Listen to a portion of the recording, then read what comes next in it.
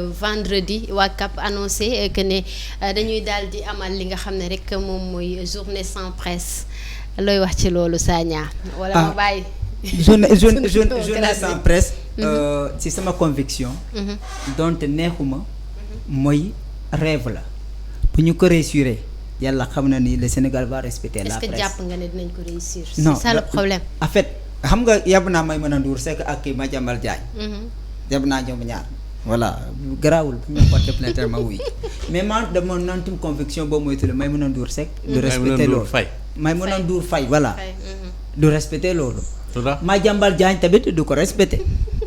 c'est sama conviction journée sans presse maanaam ni toog journée yi xamante ni xam nga ñooñu kese nga wax mais ñu dul ko respecter dina bëri de déggoo lu ma la wax ñeme naa ñooñu waaw ñeme nga leen ñeme naa ngeen di tendance santé bu leen neexee loolu ñoom ñeme naa leen parce que boo xoolee presse la Guinée-Conakry a reçu journée sans presse surtout ñu boycotter toutes les activités gouvernementales ba ñu mettre na dans leurs droits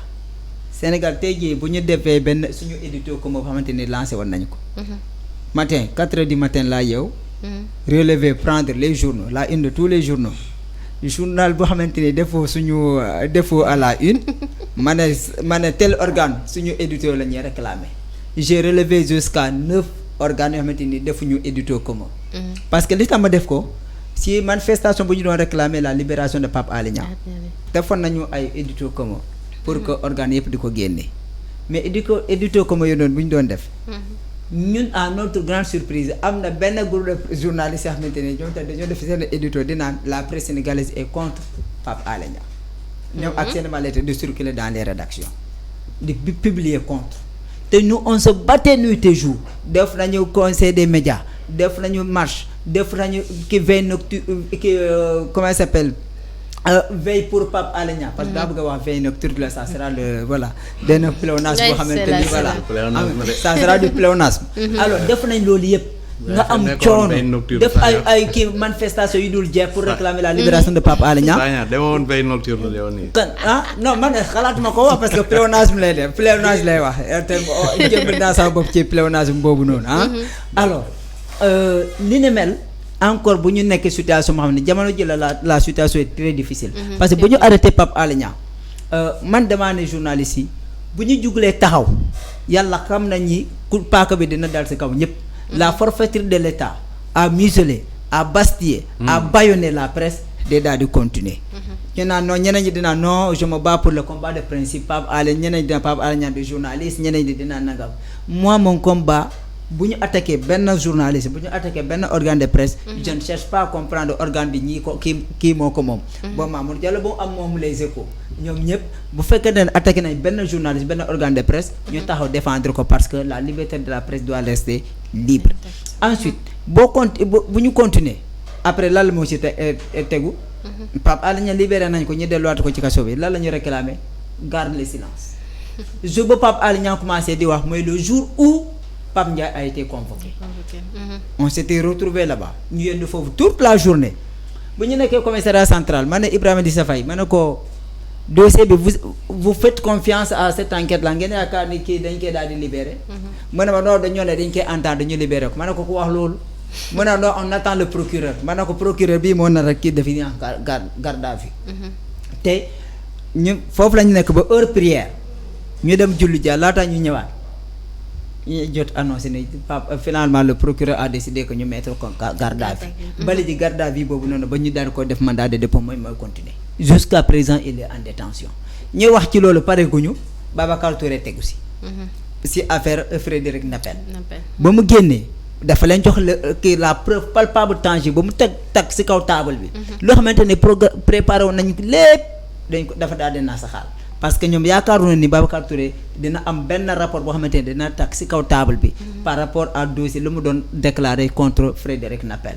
foofu si saa si la ñu programmé la confrontation entre les deux bu ñu ci confrontation boobu entre les deux Frédéric Napel bu mu ñëwee ñu ne ko yow li nga doon qualifier sa bopp est-ce que ci nga mu ne leen déedéet duma ci lenn je suis un simple citoyen sénégalais au lieu que ñu libéré Babacar Touré mu ñibbi ñu ne noonu dañ koy def garde à vue ñaata jour la ñu fa teg def na à peu près 8 jours ci en détention va et vient rek retour de parquet entrée au parquet retour de parquet entrée au parquet lu dul jeex ñu pare ci loolu ñu yaakaar ne affaire bi jeex na Mati Sarr ña cekkat ñu yóbbu ko fële parce que lu mu doon def dafa doon def appel à incitation à la violence à la haine à la nangam loolu lañ ko doon jàppee ñu pare ci loolu ñu yaakaar ne ba léegi affaire foofu problème bi foofu la jeexee ñu ne coppet encore comme loolu loo xew ñu ne coppet seen Saliou Gueye mu nga si seen détention ñu ne usurpation de fonction ñu ne yaakaar ne affaire day jeex foofu ñu ne Walf dootoo leen émettre yéen di ngeen a tëj ñu yaakaar foofu day jeex ba léegi ñu ne nag askan wi Sénégal léegi décidé ne pour accompagner Walf ñu ne doo leen ko fi amee de fii yéen kay moom dee rek foofu est-ce que ñu ngi encourager les jeunes là pour ñu mën a liggéey te ñoom ñooy wax ni xew ndaw ñi léegi ñaata nit ñoo nekk di liggéey Walf non seulement ñu coupé le signal de Walf lu ñu koy toppee yow mi di wax sànq non Walf lu ñu ko toppee amul wuy ma damay laajte de oui tey jii damay laajte sànq ba léegi yaa ngi wax damay laajte day laajte tontu ko Walf li mu def dañoo ne Walf dafa wane image yu xamante ni c'est dafa baaxul parce que ay xale ñoo doon seetaan depuis quand ñun ñu toog plateau ne ba ma ñëw rek dama lay expliquer depuis quand ñu toog plateau ñu def direct nit woote téléphone ñi wax ak moom téléphone de vidéo jaalul lu del kii commencé ba ñun suñu vert jaune rouge bi ñu ne dañuy wane image boo xamante ni amul depuis quand te nit ki téléphone la doon wax te lu mu doon wax ni ne Ibrahima Khalil Diémé moo dafa doon wax ni armée dafa génn pour tirer si kaw ful bi fale Ziguinchor tey jii encore avant bi ñëw fii laa ko doon dégluwaat te loolu vraiment Moussa Bocar Thiam boo xamante ni un ministre de la justice un ministre de la communication à l'époque agent judiciaire de l'État bu war a défendre askanu Sénégal bu war a défendre l'État du Sénégal parce que l'État c'est les citoyens du Sénégal également mu tëj caméra journaliste ñu ne tey ñoom ñu nommé ko ministre de la communication lu muy génne non seulement nga tëj signal d'un organe nga toog 8 jours après doog leen notifier loolu vraiment dañoo nekk si yoo xamante ni véritable recul de la démocratie la journée de la presse on appelle tous les acteurs des médias tous les membres de la société civile tous les Sénégalais toutes les personnes épris de justice et de paix ñu ñëw rejoindre ñu xamante ni moom mooy journalistes yi pour ñu def ñu mën a réussir loo xamante ni moom mooy journée nationale de la presse jour boobu noonu dara du jàll lu dul ay jëngal rek ñun ñëpp ñu jël loo xamante ni kii notre indignation pour ne pas participer à ce qu'on appelle le bâillonnement de la presse ndax dinañ ko am wala duñu ko am nag pour man c'est un rêve Sénégal pour ñu mën a réussir leen mais dina jafe loolu parce que homme politique yi ñoom moom organe de presse yi les hommes politiques homme politique bu moom organe am bu fekkee ne côté bee la féetee yàlla xam na ne bu ko arrangé wala du ko diffuser du respecter les limites donc loolu moo tax bu fekkee ne réussir nañu ko xayrun dina nekk loo xamante ni ça défendra la cause de la presse mais bu ñu ko réussir tamit dina nekk loo xamante ni suba ñun ñëpp nous allons en périr c'est de serrer la main qui servir ensemble se mobiliser ensemble ou bien périr ensemble. D'accord. Par rapport à la presse li ñuy wax voilà journée sans presse. Journée sans presse. Bon, c'est dommage la laay wax ni c'est dommage c'est très dommage mais xam na laay wax ni xam nga la presse si je ne me trompe c'est le troisième ou quatrième pouvoir quatrième pouvoir ci réew tey kon nii man je pense aussi comme ni mu ko wax nii le droit à l'information dafa am solo ci réew mais aussi quand même quand on informe on doit savoir aussi xam nga dafa am ay réalités sociétale ak réalité sociale yu am ci réew mu nekk nit ku nekk comme on dit informer c'est choisir am na yenn yu bëri yoo xamante ni par exemple il faut mettre le curseur là-dessus ne lii la ñuy bëgg informer nii la ñu bëgg def mais man dama d'accord ni presse dañ ko nar a encadrer les libertés doivent être encadrées man c'est moi ma conviction les libertés doivent être encadrées on ne doit pas laisser aussi nag ku ne lu ko neex mu tëb mu wax ko dañuy waxtaan rek wax dëgg nag ci la liberté de la presse bi ngeen di wax nii fii pourtant man je vois des gens dire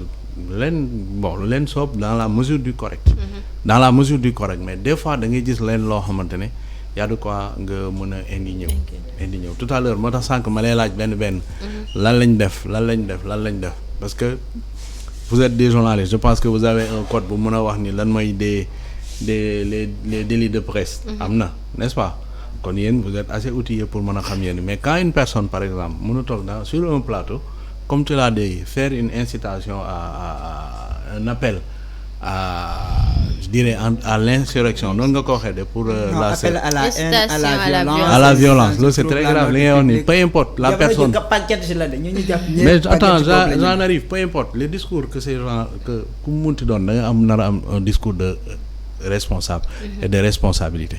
qu'on soit même de la presse et nos amis de la presse vous nous excuserez pour vous dire cela mais pour moi il doit avoir dans ce pays un discours de responsabilité am na yenn yoo xamante ne war ñu tenir yenn propos peu importe on peut choisir d'avoir une ligne éditoriale qui soit contre le gouvernement ou bien en phase avec le gouvernement mais pour man il faut que ngeen mën a xam lan mooy votre métier nu ñu leen ko jàngalee le métier de journaliste vous avez un devoir d'informer mais surtout d'informer juste et vrai et d'adopter man li ma gëm une certaine neutralité ou bien comme que amuñu comme dans ce qui se fait dans d'autres pays ñoo xam ne dañu am une presse pro-État et une autre qui défend les intérêts peut-être si on va par exemple pour ne pas les citer le cas des États-Unis vous verrez carrément une presse républicaine pour des conservateurs d'autres qui sont démocrates ak yooyu mais dans ce pays on a à part un journal d'État que je connais et une presse et une radio d'État et quand je dis l'État ça n'appartient pas en partie ça doit être pour tout le pays malheureusement man li may wax ni souvent nag ma waxtaanee ko fi on doit donner même au niveau de ces organes-là la possibilité aux autres acteurs de ce pays de pouvoir s'exprimer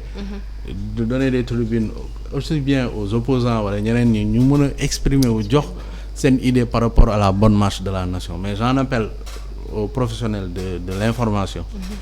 que le Sénégal bu ñu construire on est une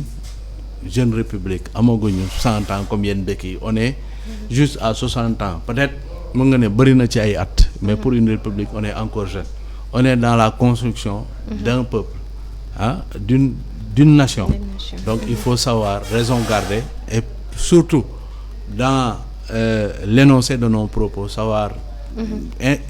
informer juste et vrai et ne pas rentrer dans certaines élucubrations qui peuvent amener xam la wax yenn problème yoo xam ne ci dëkk bi pour man loolu mën na ñàkk et j'en appelle ak pour ñun ñi ñëpp que ce soit l'État et les parties prenantes les gens de la presse ñu dem ci décrispation pour ñu bàyyi carrément les Walfadjri ñu mën a continuer seen liggéey mais ñoom itam ñu mën leen wax qu'ils sachent raison garder parce que attends li may wax ne mais attends maa ngi ñëw j'étais Sagna déglu ma rek xam nga qu'ils sachent raison garder mooy comme li ma wax dans mon discours mooy tu peux fustiger des attitudes d'un gouvernement nga wax ni te lii lu ñu def ni baaxul mais pour man y a une tenue responsable à dire tey nii par exemple mën nga wax ni c'est une perception mais en écoutant certains journalistes si seen plateau yi di wax mais c'est carrément à longueur de journée fustiger ce que le gouvernement certains iront jusqu'à te dire que les trains qui arrivent à l'heure c'est pas notre problème. C'est ça l'information. Non, c'est pas c'est que là-bas l'information. Non, c'est pas ça. Non, je refuse. C'est encore une fois, c'est encore une fois li may wax ni comme on vous l'apprend informer attends. Le train qui vient à l'heure ne nous intéresse pas. Ça je suis pas d'accord. Léegi attends may ñëw j'en arrive, c'est une information, c'est une information parce que tey par exemple si on construit c'est la communication. Mon ami, je veux juste dire que tey informer c'est choisir. Quand vous choisissez comme vous le dites les trains qui arrivent à l'heure intéressé wu leen mais peut-être ça intéresse une autre frange de la population. Yaa ngi dégg quand vous choisissez par exemple d'avoir une ligne éditoriale qui est en porte-à-faux avec ce que un gouvernement fait mais il faut aussi s'assumer mais aussi man li la wax même vous avez le droit d'informer parce que informer c'est choisir mais le droit là d'informer c'est pas un droit qui vous donne des cartes blanches pour dire ou faire ce qui est répréhensible loolu laa bëgg wax donc j'en appelle aux gens de la presse et aux gens du pouvoir ñu mën a ànd ci vers une décrispation que chacun sache raison garder. Surtout voilà mu mel ni temps bi le rôle de la presse c'est informer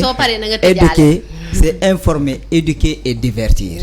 à chaque fois on le dit et on le répète.